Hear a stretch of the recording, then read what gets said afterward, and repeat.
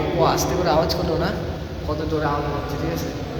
তো যতটা আমি দেখাচ্ছি তোমাদের, ঠিক আছে, যতটা দেখতে পাচ্ছ যে যতটা অন্ধকার, তার থেকেও কয়েক গুণ বেশি অন্ধকার ভাই। এই যে তোমরা এই ডিজাইনটা দেখতে পাচ্ছ না, নন্দী মহারাজ মাঝখানে বসে আছে, ঠিক আছে। এটা পুরো একটা গোটা পাথর কেটে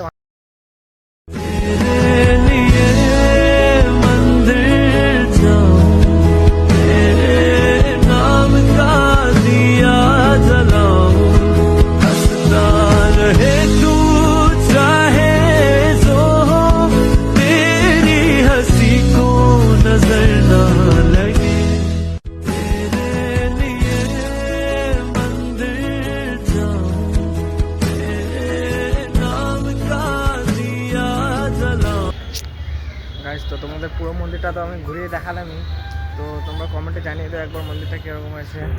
আর এই যে আমার সাথে বড় ভাই এসছে নেপালে, ঠিক আছে। বড় ভাই এখনও এই যে বসে রয়েছে, বলে তুই ভিডিও বানা নিয়ে আয়, আমি ততক্ষণ বসে রয়েছি, ঠিক আছে। তো এই জায়গা এখন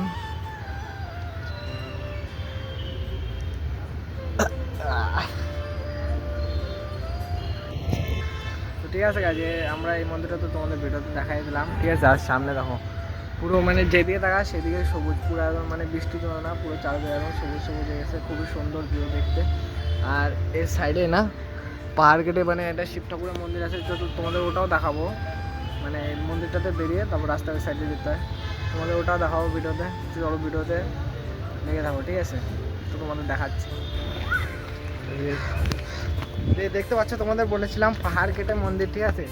তো তোমরা দেখতে পাচ্ছ পাহাড় কেটে মন্দির, ভাই এটা এটা সম্ভব, সবই সম্ভব ভাই, সব সম্ভব, দেখতে পাচ্ছ। দেখতে পাচ্ছ গাইস কিরকম অন্ধকার, ঠিক আছে। আমি তোমাদের ভিডিওতে যতটা দেখাচ্ছি না তার থেকেও বেশি অন্ধকার, কি বলবে, অল্প আস্তে করে আওয়াজ করলো না, কত জোরে আওয়াজ হচ্ছে, ঠিক আছে। তো যতটা আমি দেখাচ্ছি তোমাদের, ঠিক আছে, যতটা দেখতে পাচ্ছ যে যতটা অন্ধকার, তার থেকেও কয়েক গুণ বেশি অন্ধকার, ঠিক আছে। আমি ভিডিওটা এডিটিং করে একটু লাইন বাড়িয়েছি, কিন্তু আমি তোমাদের ধারণা করি যে কত অন্ধকার আছে, যে পুরোটা দেখতে পাচ্ছ না, ঠিক আছে।